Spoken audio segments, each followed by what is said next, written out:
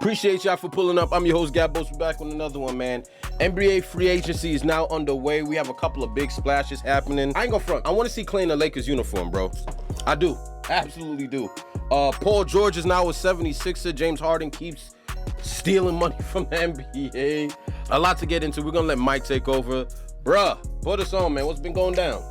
Paul George wasn't ready to do that. Now we are into unrestricted free agency. Philadelphia out in the marketplace. Orlando to an extent out in the marketplace for him. That's what it sounds like. It's going to take a Hail Mary for the Clippers to keep Paul George. But ladies and gentlemen, NBA free agency is officially here, and we're going to make sure to keep you up to date with the latest and greatest NBA news as soon as it happens. Right now, it's looking like it's going to be a very difficult offseason for both the Los Angeles Clippers and the Golden State Warriors. So we have a lot to discuss. Before we get to the content, we are less than 50,000 subscribers away to getting to 1 million subscribers. If you want to support us in reaching that goal, that's crazy. Subscribe and turn on our notifications to help the channel grow. And from the bottom of my heart, man, thank you guys so much for the support recently. It's been incredible since the beginning of the offseason. Now we get all that out of the way, cue the intro. I wonder how long Mike had his channel. I'm about to hit 1 million subscribers.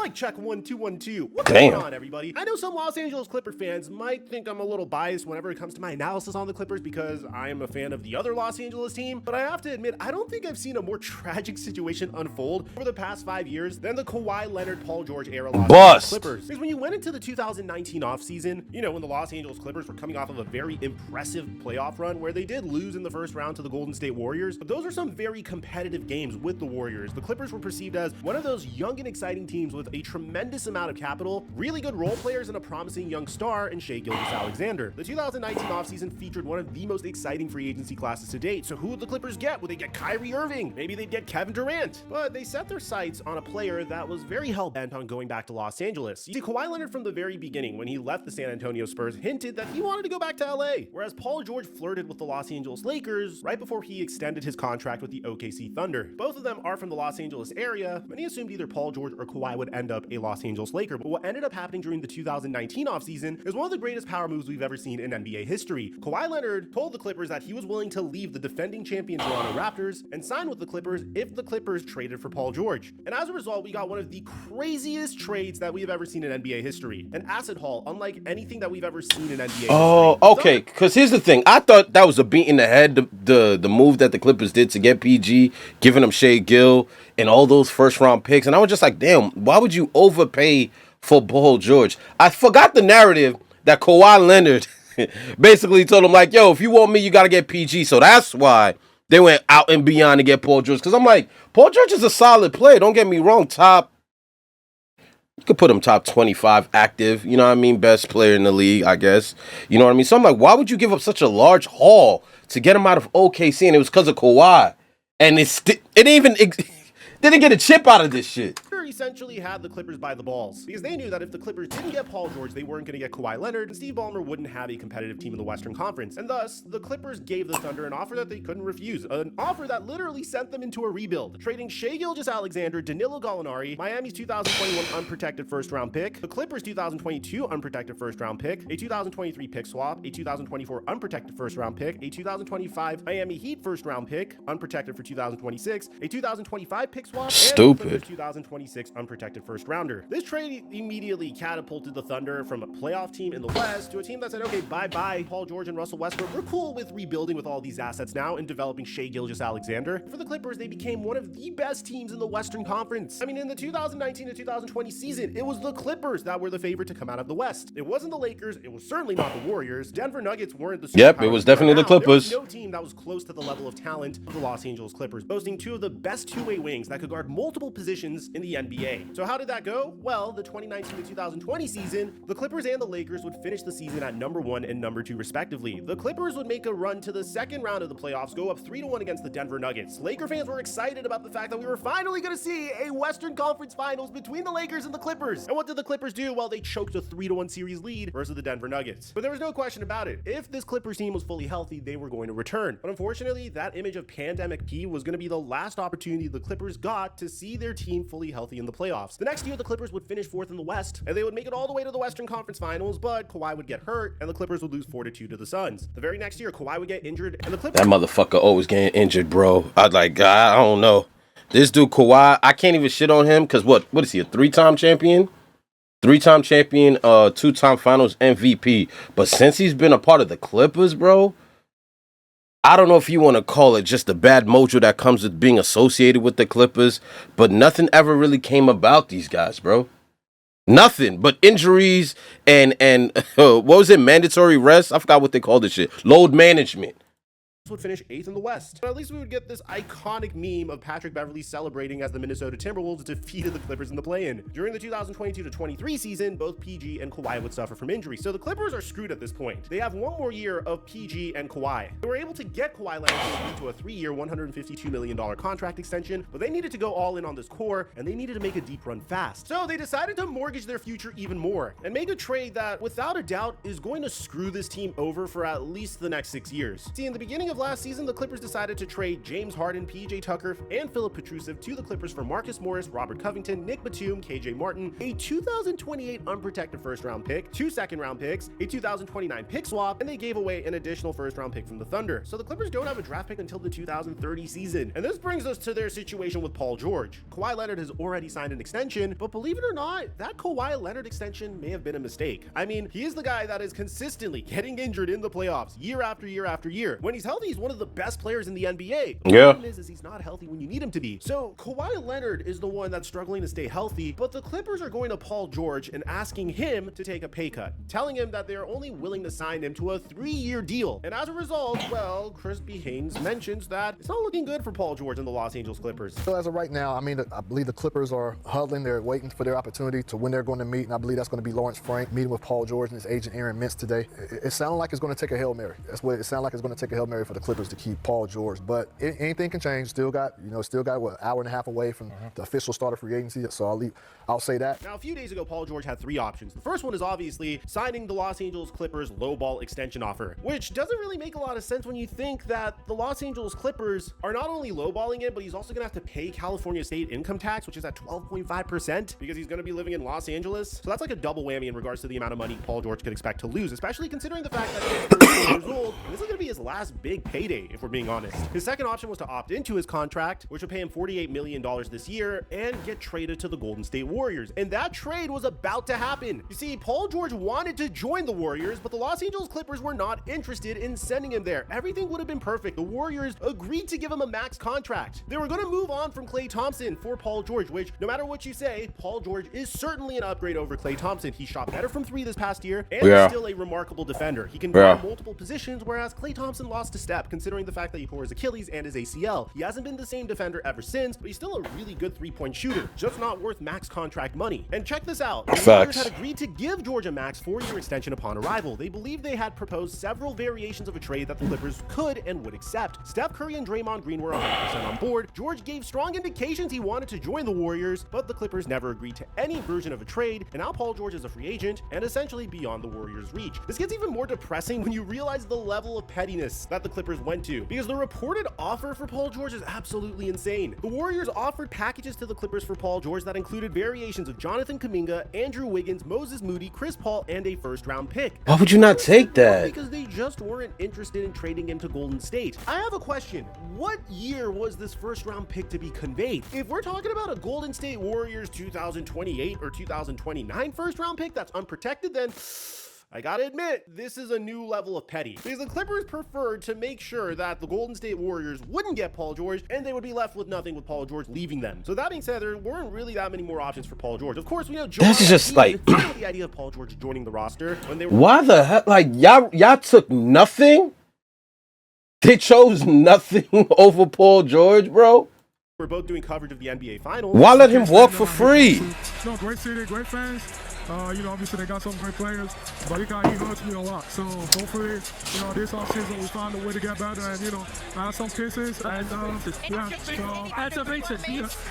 Add some pieces. Give us this huge smoke screen saying that the Philadelphia 76ers interest in pursuing Paul George has significantly waned in recent days, and the franchise is expected to be aggressive elsewhere with its salary cap flexibility and draft capital leading into the NBA draft. The 76ers had a solid NBA draft. They drafted this guy. One of the reasons why I kept painting my nails is I had a game after I painted my nails and I ended up playing really well. So I'm not crazy superstitious, but if I thought it looked nice, I thought it helped me play better, and so far it's worked. So where are we currently on? That kid's a bitch. Paul George. Well, this is what Woj has to say. Paul George has had a year to negotiate a deal with the Clippers, that he wants to take, and they've gone back and forth. Especially in the last several months, Kawhi Leonard got his extension done, 3 years, less than the max during the season. Paul George wasn't ready to do that, and now we are into unrestricted free agency. He wants that 4th year on his contract. The Clippers have not offered it, and certainly, he's looking at that Clipper roster and asking himself, that 4th year is worth $50 million. All those factors. I think being in Southern California, being part of the Clippers as they go into the new Intuit Dome, I think those are things that are still very appealing to him. But Philadelphia out in the marketplace, Orlando to an extent out in the marketplace for him, can offer him that 4th year. And Philadelphia certainly, is there a clear path in the Eastern Conference to try to win? Although you still have to be able to go through Boston. Philly sees Paul George as a player that can help them get through the Celtics. Mark Stein said that the Clippers were looking for a way to acquire both Paul George and only if Embiid is healthy. And ultimately, we found out what would happen. So the very first move the Los Angeles Clippers made was signing James Harden to a 2-year, $70 million contract extension. And while at first glance you might think, oh my God, this is amazing, Mike, at least they were able to keep James Harden, the Clippers had all the leverage in this scenario. I mean, you needed to go into this offseason and figure out a way to keep James Harden, Kawhi Leonard, and Paul George all together. And in order for that to happen, James Harden was going to need to take less money. Ultimately, they decided to lowball Paul George and have Paul George take a pay cut, so Kawhi Leonard gets paid the most money, then is Paul George, which would get paid somewhere in the 40s, then it's James Harden that will get paid $35 million. In my opinion, at this stage of his career, James Harden is certainly not a max contract player, which is something that he was clamoring for last year, but at not this even stage close. of his career, he also doesn't deserve $35 million a year annually. Respectfully, he was a cheat code whenever he was in the prime of his career. He had some remarkable moments with the OKC Thunder and the Houston Rockets. He's currently 34 years old and doesn't deserve this type of money. Paying him $35 a year annually just goes to show the ineptitude in the front office for the Clippers. Look, I would say this is a good deal if you didn't need to keep Paul George as well. And it's not something that's going to cripple the Clippers, but at this point, I really think Harden's team dangled the fact that the Clippers need to keep as many stars in Los Angeles as humanly possible because a brand new arena is opening soon. So you pretty much gave a player that averaged 16 points and 8 assists per game this past year $35 million, which it's not going to cripple you in the future, but with all due respect, he should have been getting paid $20 million a year. This is an overpay that is going to ultimately cripple the Clippers, as you're going to see later on in this video, respectfully. Now, here's where it gets really interesting. Respectfully. Russell Westbrook also agreed to opt into his $4 million contract, but the Clippers are also looking to trade him. The Denver Nuggets could be a likely place that Russell Westbrook goes to, but the most head-scratching move we found out so far is that the Clippers pretty much did the same thing as they did last year with Josh Primo. But a strange move that the Clippers have made was they decided to take another flyer on a talented player with a very questionable pass off of the court. And in this case, they agreed to a contract with Kevin Porter Jr., a 2-year deal including a player option. Kevin Porter Jr. apparently had multiple suitors and chose the Clippers. This man had an $80 million contract with the Rockets, but because of what went down with him and Kyer Gondrezick, where there was an alleged DV case, the Houston Rockets traded him to the OKC Thunder, and the OKC Thunder cut him. So now it seems like Kevin Porter Jr. is back in the NBA, and the craziest part about this is this happens in the same week where his ex-girlfriend Kyer Gondrezick got cut by the Chicago Sky. Very interesting decision by the Los Angeles Clippers because they also took a flyer on Josh Primo last year, and he had his stuff with the San Antonio Spurs. We made videos on that in the past, but probably the most important piece of information we have is the fact that the Los Angeles Clippers announced that Paul George is leaving. And this has got to be embarrassing if you're the Clippers. I mean, you're out here not making good moves, being overly aggressive, you mortgaged your entire future, you had one job and one job only, and that's to keep Paul George. Yo, this statement, Paul has informed us this is why bad franchises stay horrific, son. You offer the most injury-prone superstar we've seen in years a max deal. You overpay for a former face of the franchise kind of player in James Harden. James Harden is not the same, bro. James Harden hasn't been the same since he got traded to Brooklyn, to be honest. Like, we started really seeing the decline of James Harden when he went to Brooklyn to team up with KD and Kyrie. But yet, y'all gonna pay him $15 million over what some people feel like he deserves. And it's like, so coming into next season, it's gonna be Kawhi and James Harden? What is this, 2014? You know what I mean?